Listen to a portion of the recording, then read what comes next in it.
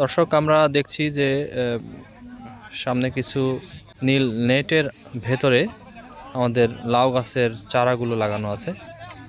এটা একটা খুবই দারুণ প্রযুক্তি, যে প্রযুক্তির মাধ্যমে এই গাছগুলোকে বিভিন্ন ধরনের পোকার আক্রমণ থেকে রক্ষা করার ব্যবস্থা করা হয়েছে। সাধারণত একটা গাছ যখন চারা অবস্থায় থাকে তখনই কিন্তু তার জীবনের ভিত্তিটা রচনা হয়ে যায়। সেক্ষেত্রে তাকে যদি একটা নির্দিষ্ট সময় পর্যন্ত বালায় মুক্ত রাখা যায়, পরবর্তীতে কিন্তু কোনো ধরনের বালাই আক্রমণ হইলেও সেরকম কোনো ক্ষতি সাধিত হয় না। এটা একটা পদ্ধতি যেটার মাধ্যমে পুরো চারাটাকে নেটিংয়ের মাধ্যমে ঘিরে দেওয়া হয়েছে, ফলে এর ভেতরে কোনো ধরনের পোকা বর্তমানে যাবে না।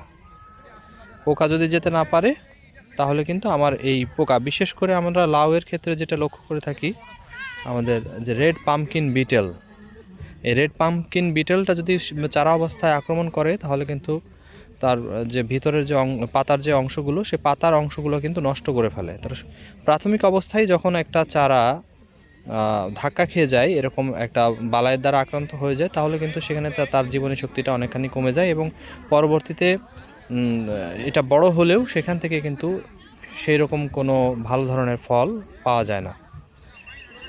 তো এই ধরনের পদ্ধতির মাধ্যমে আমরা আমাদের লাউ কিংবা আরও অন্যান্য যে চারাগুলো আছে ছোট অবস্থায়, মোটামুটি একটু উপযুক্ত না হওয়া পর্যন্ত এইভাবে নেটিংয়ের মাধ্যমে রাখতে পারি, যার ফলে এটা বিভিন্ন ধরনের পোকার আক্রমণ থেকে বেঁচে থাকবে এবং আমাদেরকে স্বাস্থ্যবান একটা গাছ উপহার দেবে। আর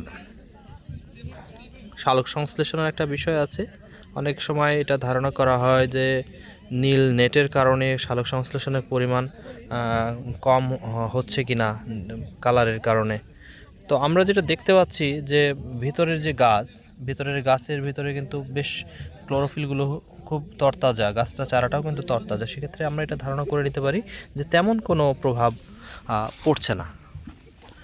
তো আমরা যারা এরকমভাবে চাষাবাদ করতে চাই, সেক্ষেত্রে কিন্তু এই পদ্ধতিটি আমাদের সহায়ক হতে পারে এবং আমরা এই পদ্ধতিটা অবলম্বন করতে পারি। সবাইকে ধন্যবাদ জানাচ্ছি।